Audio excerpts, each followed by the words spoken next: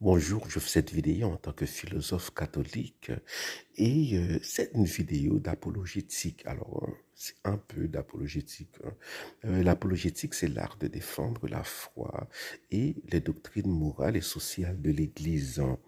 Alors, j'aimerais parler, quelle est l'implication des expériences de mort imminente pour nous, chrétiens catholiques? Alors, il y a quelque chose d'intéressant à noter, c'est que les EMI à- n'arrivent que très rarement aux croyants, voilà. Aux chrétiens particulièrement. Très rarement, hein. Je ne peux penser qu'à un seul cas, hein,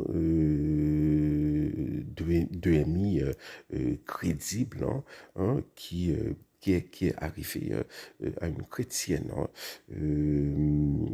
Euh, dans l'immense majorité des cas, c'était des gens qui, bon, qui étaient agnostiques, qui étaient cartésiens, comme on dit, hein. Alors pourquoi? Eh bien, c'est parce que les chrétiens n'ont pas besoin de, euh, de savoir qu'il y a, hein, une vie après la mort, hein. Si on ne croit pas à une vie après la mort, on ne peut pas être chrétien.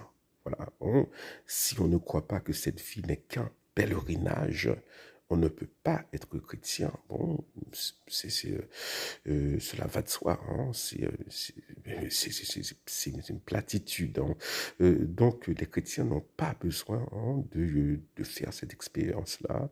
Et les EMI, c'est plutôt, hein, un clin d'œil que Dieu fait, hein, au monde incroyant, au monde matérialiste. Vous aurez noté que la plupart des EMI se passent, hein, dans les pays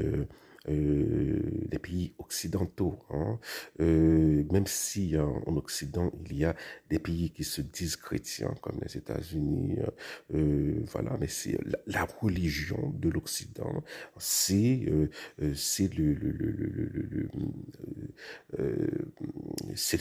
le consumérisme, voilà, hein, ben, les protestants américains, c'est bon, ils se disent chrétiens, mais voilà, la majorité des télévangélistes, bon, ce sont des commerçants, hein, bon, voilà. Donc, voilà, les EMI, hein, pour nous, eh bien, c'est bon, elles ne font que confirmer